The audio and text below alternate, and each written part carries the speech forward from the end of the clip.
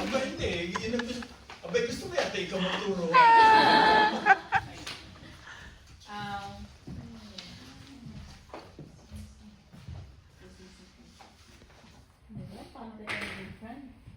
Bakit biglaan?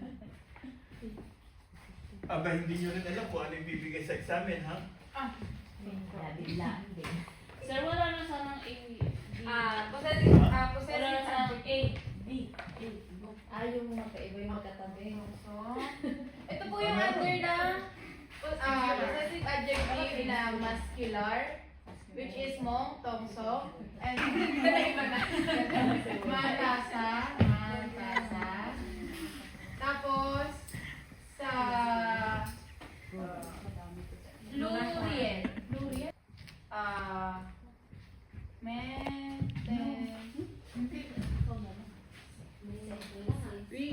Sino sabi nito?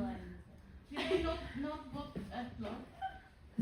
Iba pa yun. Ano ba po yun? Parang, Hindi ba yun? Hindi naman, talaga. hindi! Tuloy. Di ba? Tapos ikaw, Ano yan? sa mga, yung mga, Yung pagmakot na. Balito na. Tapos, ito muna, mamaya na yung not, but, blue. Tama. Without S. Walang S. Wala S. Yan. Example ng tungsol na, example ng under ng possessive adjective na masculine, Muscular. muscular, Sila.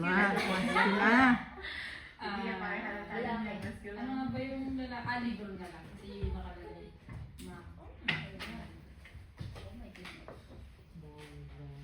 Tapos, mature. Parang naman medyo mahaba yung exam.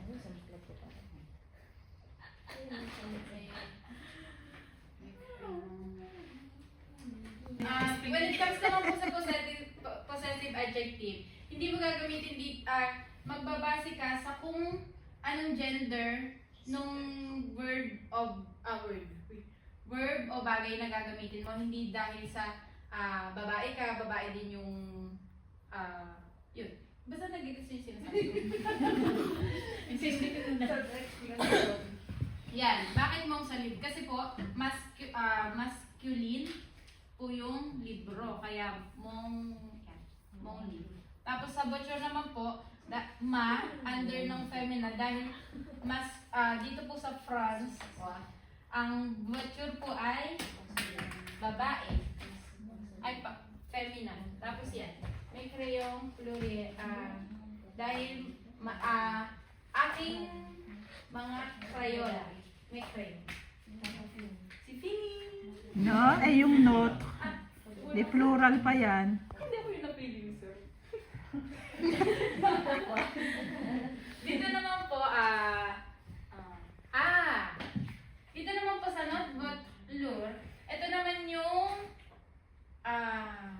isang bagay na maraming bagay na isa yung Dalawang person.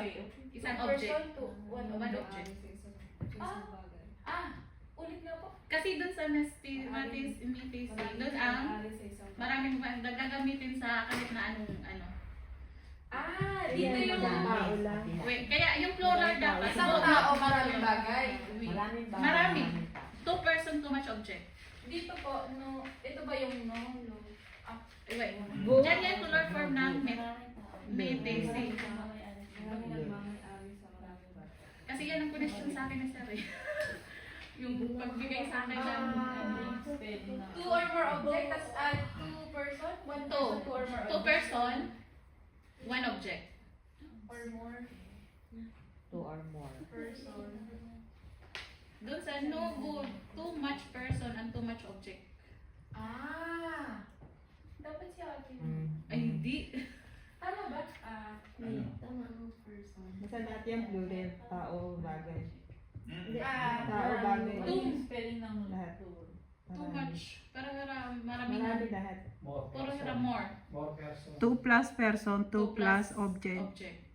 Yan. Ito naman po yung sabi nga po ni ate, two or more person, tas one object. Ito yung kagaya ng, ano ba example? Kagaya ng, Apart po mo. ano ba pwede sa Apart po mo. example? Kagaya ng kwartong to. Marami tayo, ano bang sal? Not sal. No?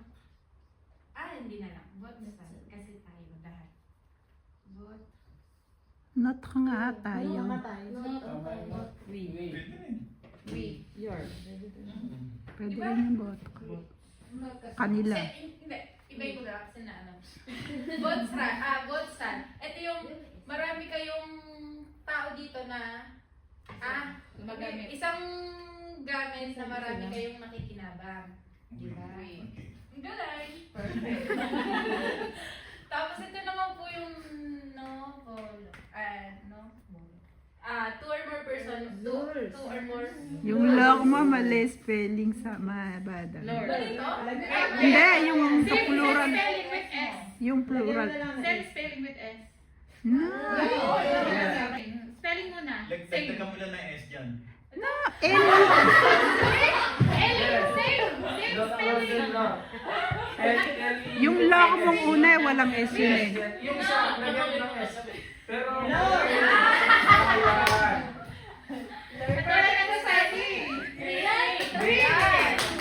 Ayan, two or more person, two or more object. Kagaya ng, kagaya kunwari na ito.